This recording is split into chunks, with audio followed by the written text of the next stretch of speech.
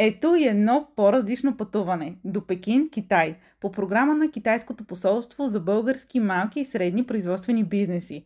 Двуседмичният семинар беше с цел как да стъпим на китайския пазар и как да адаптираме продуктите и маркетинг стратегиите си за там. Дали ще продавам в Китай? Не, те си произвеждат всичко и по много. С Wood Magic сме се концентрирали върху Румъния, Великобритания и други държави от Европейския съюз.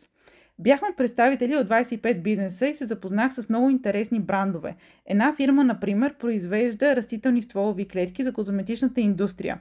Имаше и компании за етерични масла и тинктури, компания за производство на сосове и консерви и други.